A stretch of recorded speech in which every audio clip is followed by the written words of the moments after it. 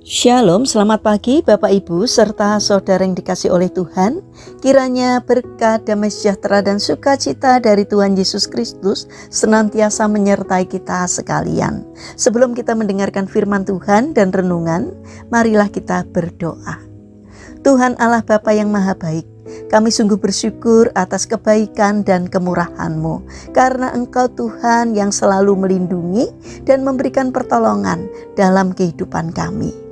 Jika saat ini kami akan mendengarkan firman-Mu, kami memohon Tuhan mengurapi kami dengan Roh Kudus-Mu agar kami dapat mengerti dan memahami apa yang Tuhan sampaikan kepada kami, sehingga iman dan karakter kami semakin hari semakin baik dan semakin berkenan di hadapan-Mu.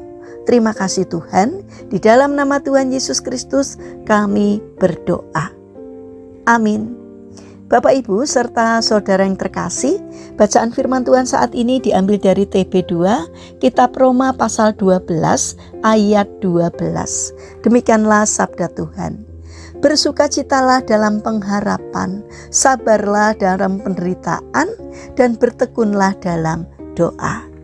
Tema renungan saat ini adalah bersukacitalah, jangan cemas. Bapak Ibu serta saudara yang terkasih, di dalam kehidupan ini ada banyak masalah yang dapat membuat kita terus-menerus diliputi oleh rasa cemas. Masalah itu bisa saja bersumber dari masa lalu, masa kini, maupun masa depan. Masalah-masalah itu bisa berkaitan dengan apa saja dan dengan siapa saja. Misalnya, masalah suami istri, orang tua dengan anak, antar teman, masalah ekonomi, lingkungan, pendidikan, dan lain-lain. Kecemasan mengusir ketenangan hati. Mungkin kita perlu mengajukan pertanyaan, apa yang sedang saya cemaskan saat ini? Mengapa saya cemas? Kita dapat menuliskannya di selembar kertas. Daftarkan hal-hal apa saja yang sedang kita cemaskan dan juga penyebab-penyebab kecemasan itu. Kemudian amati daftar kecemasan itu dengan cermat. Maka kita akan melihat bahwa sebenarnya tidak ada satupun dari kecemasan itu yang akan menjadi kenyataan. Kecemasan tidak menghasilkan apa-apa, walaupun kita telah menghabiskan banyak waktu dan tenaga untuk memikirkannya. Bapak Ibu serta saudara yang dikasih oleh Tuhan, orang yang selalu optimis dan bersemangat umumnya memiliki kekebalan tubuh yang baik. Ada satu penelitian menghasilkan kesimpulan sebagai berikut. Pria yang selalu optimis ternyata relatif lebih sehat jika dibandingkan dengan pria yang selalu pesimis. Uji klinisnya menyatakan bahwa pria yang selalu optimis paru-parunya berfungsi dengan baik. Sebaliknya pria yang selalu pesimis, paru-parunya tidak berfungsi dengan baik.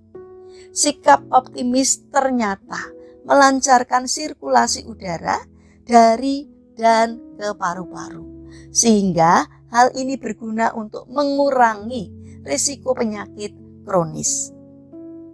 Kita harus meninggalkan kecemasan dan berusaha meraih sukacita dengan selalu bersikap optimis. Menjadi orang yang bersukacita berarti mengusahakan agar suasana hati tetap dalam keadaan gembira dan tidak khawatir tentang apapun yang akan terjadi di dalam hidup kita. Mungkin kita bukan orang yang periang, tetapi ada banyak orang telah diubahkan hidupnya ketika mereka belajar meraih sukacita, bersikap optimis, dan mulai meletakkan hidup mereka di tangan pemeliharaan Tuhan. Kekhawatiran hanya akan membuat kita lemah dan tidak percaya kepada Tuhan. Kitab Mazmur menganjurkan, serahkanlah segala khawatirmu kepada Tuhan, maka Ia akan memelihara engkau. Tidak untuk selama-lamanya dibiarkan orang benar itu goyah. Mazmur 55 ayat 23. Jika kita percaya pada kemahakuasaan Allah, maka kita akan hidup dengan tenang jika kita menyerahkan hidup kita kepadanya. Saat kecemasan menyerang, kita dapat mengatakan pada jiwa kita, "Don't worry, be happy." Mari kita bangun karakter bersukacita. Tidak perlu cemas dan khawatir ketika kita menghadapi masalah, karena Tuhanlah yang menolong kita. Mari kita berdoa. Tuhan Yesus yang Maha Baik, seringkali kami berusaha mengatasi masalah dengan kekuatan kami sendiri, sehingga rasa cemas selalu meliputi kami. Saat ini kami minta kepadamu untuk mengangkat kecemasan dari hidup kami dan menggantinya dengan sukacita. Bapa yang Maha Kasih, kami ingin menyerahkan setiap rencana dan aktivitas kami kepadamu. Berikan ketekunan dan semangat kepada kami di dalam menjalankan aktivitas kami hari ini. Kami mohon kiranya Tuhan memberkati setiap karya kami.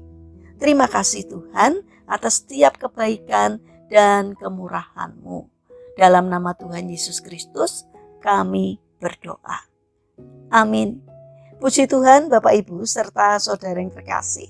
Kiranya firman Tuhan dan renungan hari ini dapat menjadi berkat bagi kita semua. Haleluya.